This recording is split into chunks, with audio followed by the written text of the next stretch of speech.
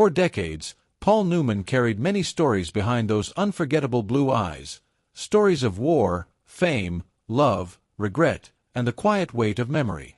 Born in 1925 in Shaker Heights, Ohio, raised during the Great Depression, shaped by discipline, humility, and service in World War II, Newman never saw acting as a shortcut to glory. He trained for it, respected it, wrestled with it. By the time Hollywood crowned him a leading man in films like Somebody Up There Likes Me, Cool Hand Luke, and The Verdict, he had already built a foundation of seriousness beneath the charm. But among all the roles, accolades, and philanthropic triumphs, there was one memory he rarely touched publicly, until much later in life, and that was his reflection on Brandon De Wilde. When Newman finally spoke about the young actor best remembered for Shane, his voice wasn't dramatic. It wasn't sensational. It was reflective, almost tender. He remembered watching Brandon on set and realizing something rare was unfolding in front of him. While many actors perform, Brandon simply existed in the moment. Newman would later admit that what struck him most wasn't polish or technique, it was presence. He listened, Newman reflected in later years. In an industry where performers often wait impatiently for their next line, Brandon truly listened, and then responded with a natural honesty that couldn't be manufactured. That authenticity, Newman believed, was a gift that even seasoned actors spend a lifetime chasing. But Hollywood is not always kind to its brightest beginnings. As Brandon grew older, the magical spotlight that once celebrated him began to dim. Roles became fewer. The industry shifted its attention.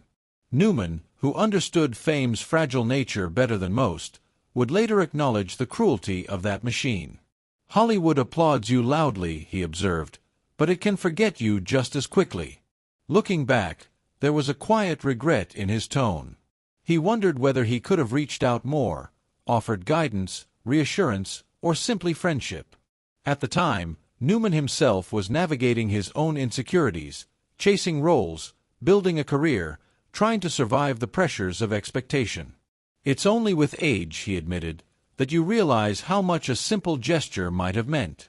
When Brandon De Wilde died tragically in a car accident in 1972 at just 30 years old, the news struck Newman harder than he publicly revealed.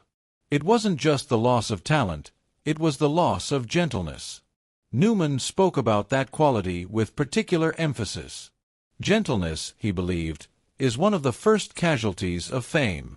The business demands toughness, reinvention, survival. Brandon had something softer, something luminous, and Newman feared the industry never quite knew how to protect that.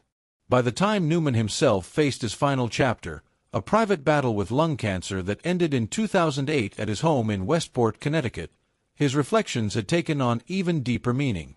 He had lived through the height of celebrity, built a philanthropic empire through Newman's own, created camps for seriously ill children, and sustained a 50-year marriage to Joanne Woodward. He had known triumph, failure, devotion, and loss. And in speaking about Brandon, there was no blame, no rewriting of history, just acknowledgement. Brandon mattered, Newman said simply. Not just as a performer frozen in cinematic memory, but as a human being whose brief light left a permanent mark. Some people pass through your life quickly, Newman reflected, but they never really leave. In breaking his silence, he didn't create headlines. He offered something rarer, honesty without spectacle. And in doing so, Paul Newman reminded us that behind every legend is a man who remembers, who reflects, and who carries the faces of those who shaped his journey, even the ones the world nearly forgot.